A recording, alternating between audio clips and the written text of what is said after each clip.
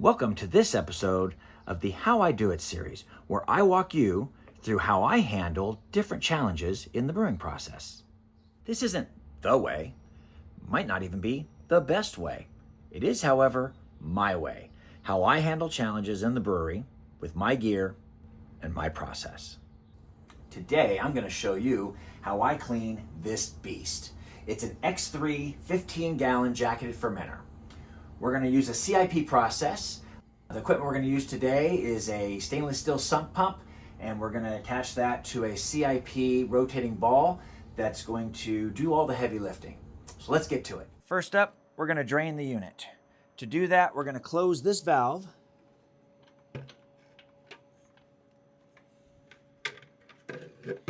This can get messy, so we want to try to mitigate that a little bit with a bucket. With this closed, we're gonna... Now, this can be messy, so be cautious. A pro tip, never close this valve before you're ready to take it off, because if you do, it can continue to ferment, and then this stops being a yeast capture vessel, and it becomes a bomb. We don't like bombs.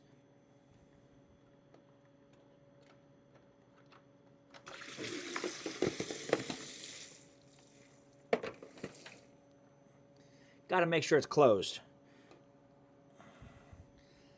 As I said, this can get messy. Step 2, get yourself a bin. This bin fits perfectly into this space. This is important because it gives me room to capture the liquid coming out and still has room for my pump. You'll see more about that later in a second. So let's go ahead and let this flow.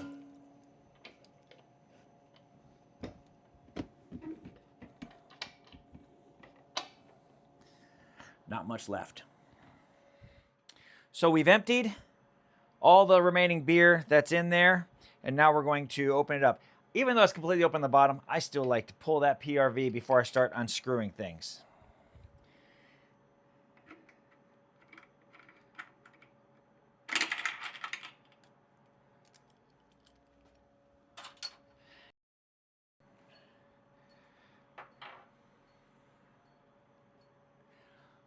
I'm probably going to speed ramp this.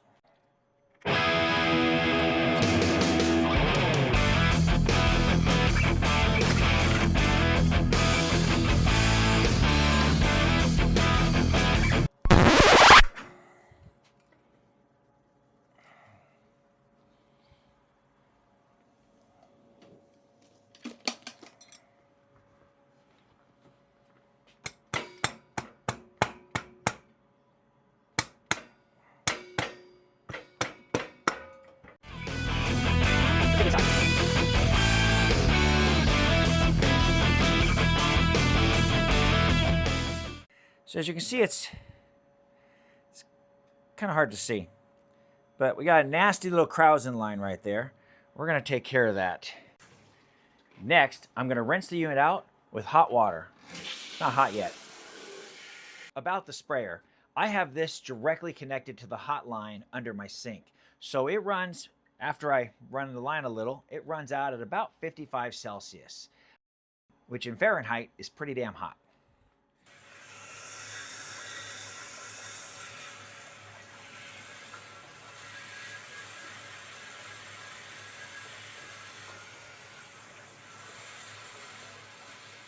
After I loosen it up a bit, I'm going to hit it with a sponge. Be careful that the sponge you use isn't abrasive. We don't want to do any scratching inside this unit.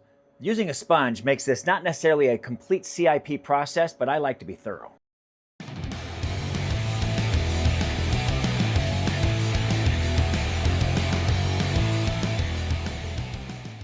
Next, we're going to mix up some PBW and about 4 liters of water. So that's about 4 scoops of PBW.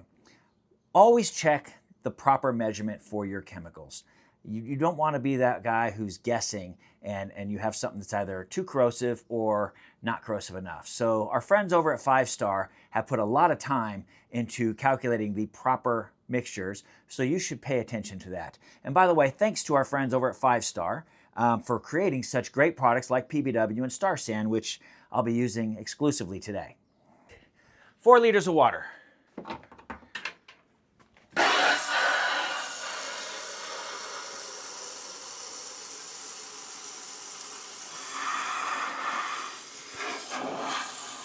Good friend of mine told me once, never add PBW to a dry container. Always make sure you have liquid in there first. Thanks, Nick.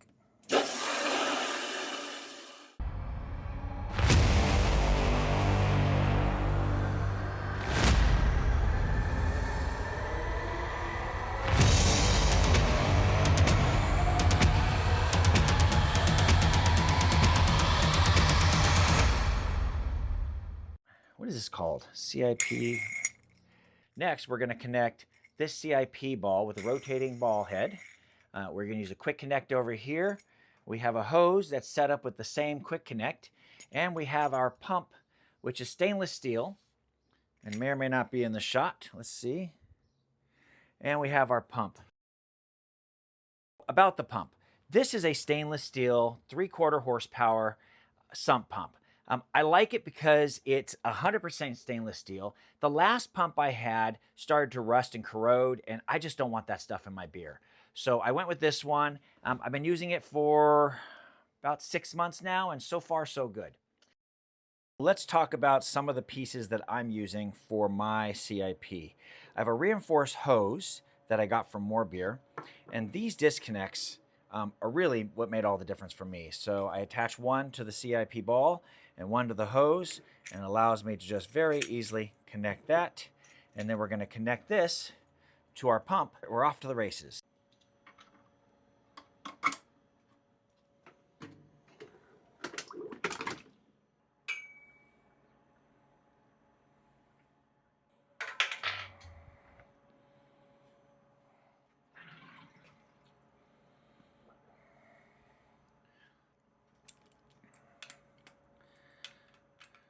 I like to connect the gas posts, so while we're circulating through here, we're also running some PBW through both of our ball locks. Make sure the gas goes on the gas and the liquid goes on the liquid.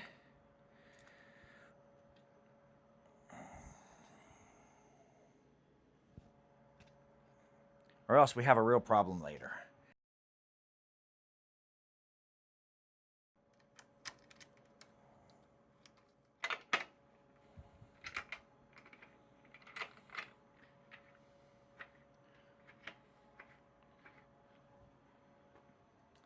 It's worth noting that if you don't have everything tight at this point, the CIP process will absolutely tell you. You'll see leaks in water coming out the sides. So we will make sure we tighten everything down.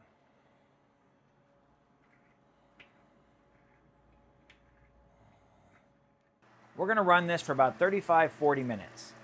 So now we're faced with one of the many hurdles that brewing brings. I have a full bin.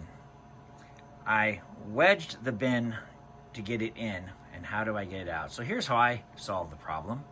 I'm going to get another bucket, disconnect the hose, and run the PBW right across to that bucket. Problem solved.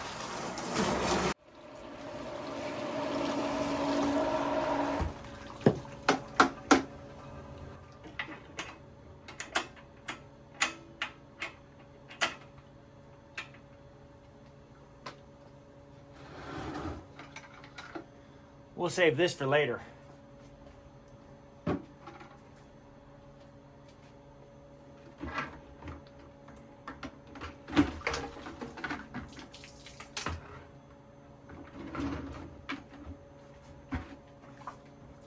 Now it's time to rinse out the unit. So we've already captured our PBW in a secondary container. We're going to use that later today to clean a keg and also to soak all of our TC ports. Now we're filling up the bin with water, and we're going to do a clean water rinse. And then after that, we'll do a PBW rinse. No? Let's do that again. Okay, so we've already captured. And let's go. Now we're filling the bin. Now we're filling the bin with water. See, I'm getting tongue-tied again. That tonguey diggity tongue tiggity tongue shit. Okay, let's try it again. Now that we've pulled the PBW out of the water, what the fuck is it called? Now that we pulled our cleaning solution out, it's time to fill the bin with water, hot water, and we're gonna run that through. The water cycle I'm probably gonna do for about 10 minutes, and let's get that done. Let's catch up. We've already run our PBW solution through the fermenter for enough time to ensure that everything is clean and all the nasties are gone. We've captured that PBW into a secondary bucket. We're going to use that later to clean a keg and also to soak all of our tri-clamp ports. The next thing for us to do is to fill the bin with hot water, at least 55 Celsius. We're going to run that through the cycle for about 10 minutes, and then we'll be ready for the next step. Let's get to it.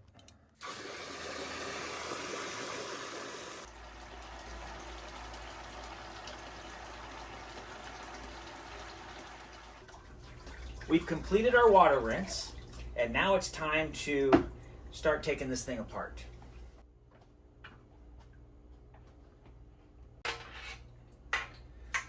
All the little bits are going to go into the PBW bucket.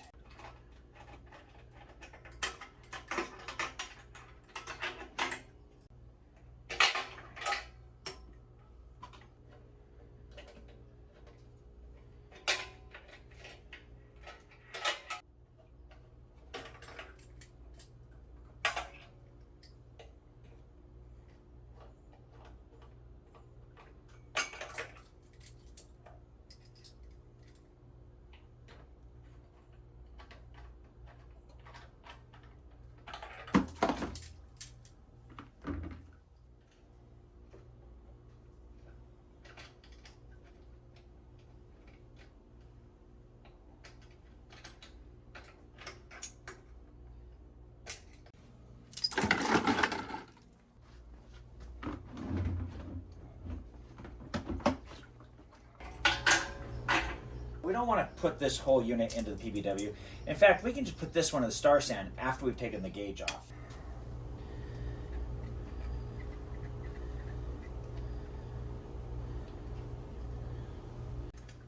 Per the recommendations from Spike, the spunning valve is going to go straight into the star sand. Another great product from our friends at 5 Star. Okay, what's next?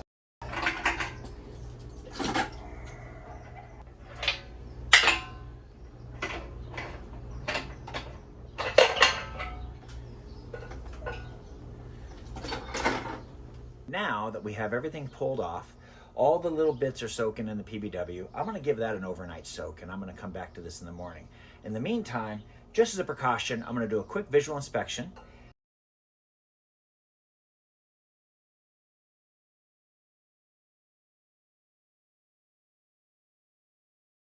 And then I'm going to spray this down with some star sand and cover it up with some tin foil just to keep anything from getting into it overnight while we're finishing up our process. So here's where we're at. Everything's clean. It's mostly sanitized. We've covered all the port openings with some tin foil that's been sprayed with star sand. We have all of our TC bits soaking in PBW. It's going to soak overnight. Tomorrow we're going to rinse all those pieces and reassemble. After we've done that, we'll put the whole unit under some pressure. I like to keep 3 to 5 pounds of pressure inside the vessel after it's completely cleaned and sanitized. That way, when I come back to use it, if it's still holding pressure, I know it's going to be good for the beer. So it's something I do. Your mileage may vary. And at this point, I guess we've done everything we're going to do for today. So I will see you in the morning.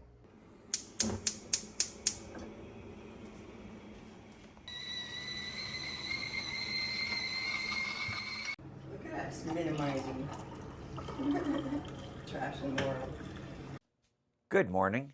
We're back in the brewery, getting our first cup of coffee down, and we have just a little bit more to do to finish up this process. Let's get to it.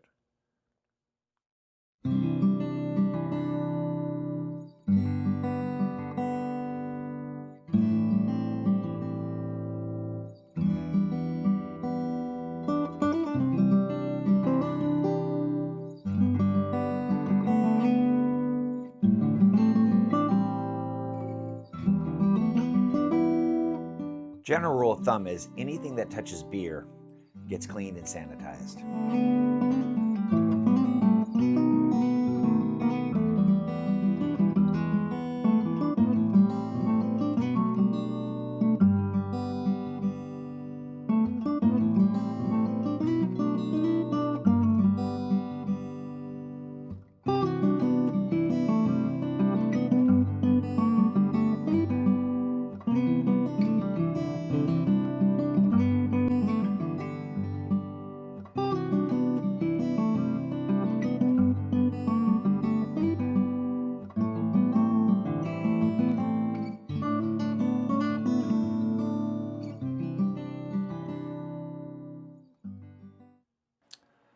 As I said before, you should always keep a bucket of Star Sand handy in the brewery because, well, it's just that. It's handy. We have a sprayer to spritz each port, and we have a bucket to dump each bit. Again, we want to give it one last visual inspection before we put it together.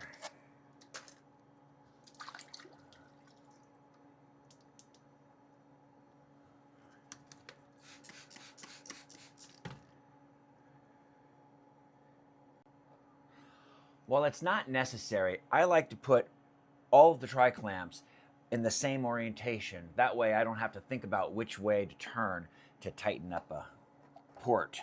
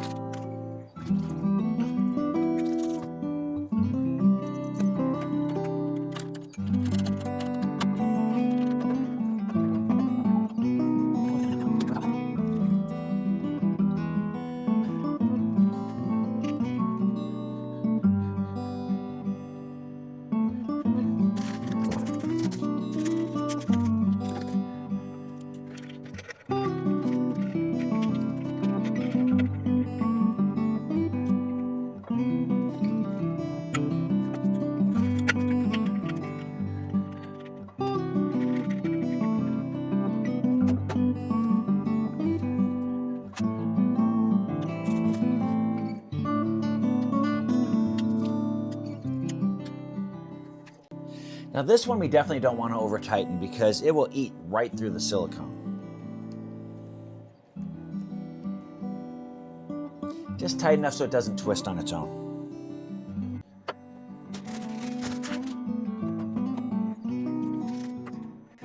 This top ring is my least favorite. The reason is because sometimes it looks like it's perfectly seated and it's not. So we want to be very slow and methodical on this one.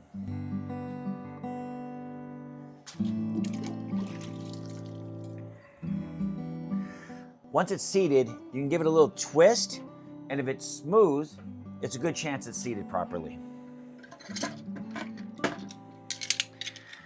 Okay, now we got to put some thought into how this is all going to go back into here.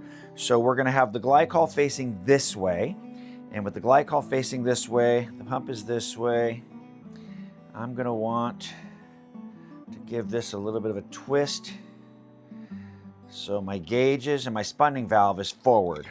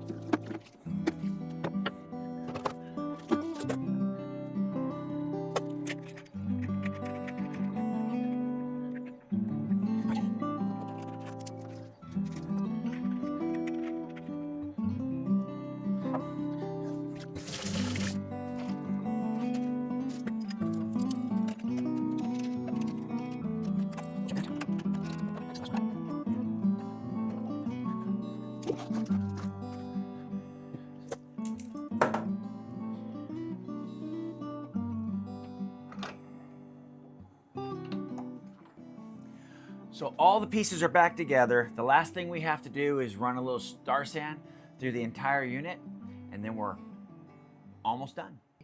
We are going to use my stainless steel sump pump to push the star sand through the vessel. This is going to do a couple of things. It's going to give us a quick visual if we have any leaky spots. Oftentimes you'll see it leaking out of those spots under pressure. And then it's going to sanitize everything. Then we're going to let that drain out. Put the I forget what they call that thing, but we're going to put the little cup on the bottom and give it a little pressure, and then we'll be done.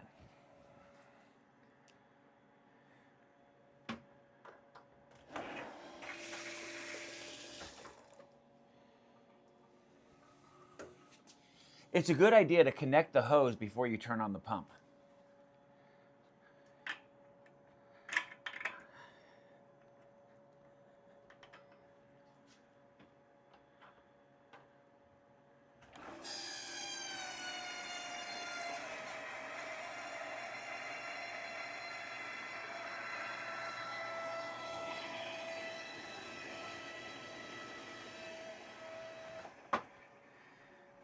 Everything appears to be tight. I don't see any leaky spots. So we'll just go ahead and capture a little bit of that star sand in there. We don't want it all to run out. We want to leave some in there. Make sure that's nice and tight.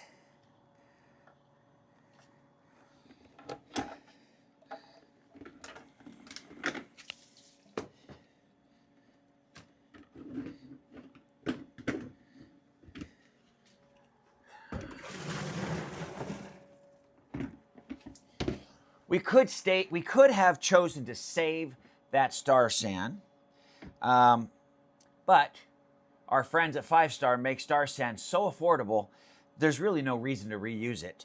So I'm just going to make up a fresh batch once we're done here.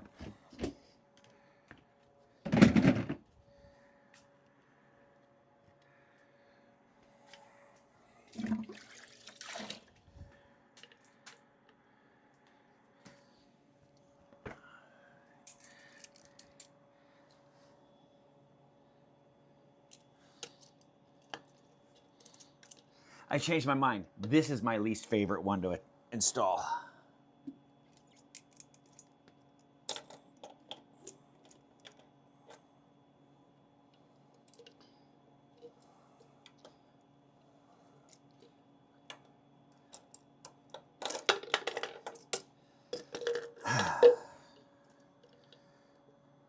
Round 2.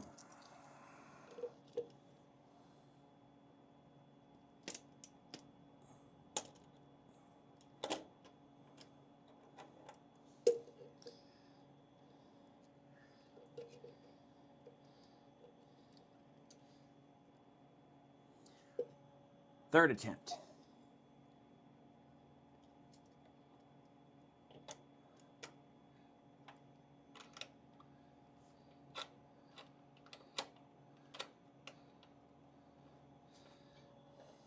Third time's a charm. So, using this yeast capture container, a lot of folks will keep this closed, and then after fermentation, they open it up and let the yeast drop out. And then they'll close it up, take it off, and reuse that yeast. I don't really reuse my yeast, so I'm not really looking to capture it. Honestly, I don't even know why I have it on here, because I just leave it open. But it's on there, and we're going to go ahead and put some pressure in this baby. I like to keep 3 to 5 pounds of pressure on this. Right now, we have a clean, sanitized fermenter, and it's completely ready. I could put beer in there right now, but I probably won't put beer in here for another week or two. So after everything's closed up, I'm going to put a little pressure in there, and then when I come back and I see that it has still 3 to 5 pounds of pressure, then I know that everything is tight and there's no leaks, and that gives me confidence when I put the beer in there. So that's the last step. Let's go and do that.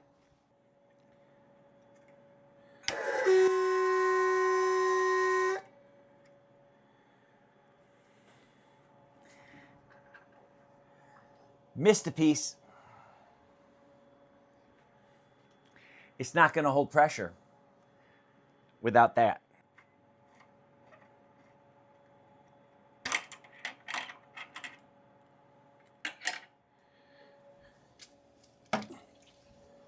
There's an old adage, slow is smooth, smooth is fast. And sometimes when I'm doing these videos, I'm not following that properly. I'm going fast is fast, and now fast is slow. Just gotta redo a few pieces.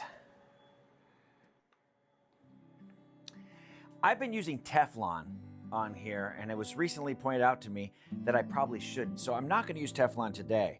And we'll find out if I've been doing it correctly, which probably have not been doing it correctly. So I'm gonna just trust the process, and we're not putting Teflon on there today.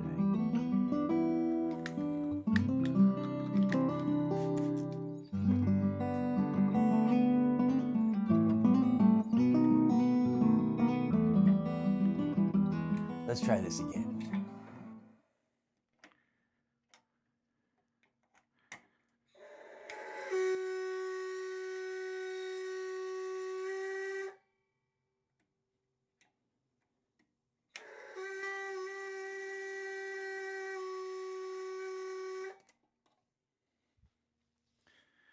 Often, but not always, if you spray a little Star San on all the TC fittings, it will give you some little bubbles if there's any leaks.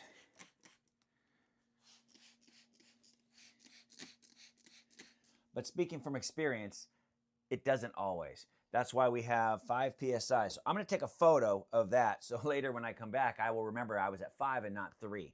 And ladies and gentlemen, the fermenter is clean. It is sanitized. It is inspected. It is under pressure. It is ready to use. So I hope you've enjoyed this video. All of my gear that I use today will be available in the comment section.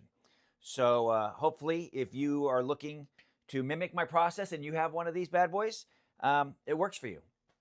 I'm always supposed to say, like, subscribe. I think we're up to 11 viewers now. So let's see if we can get to 12.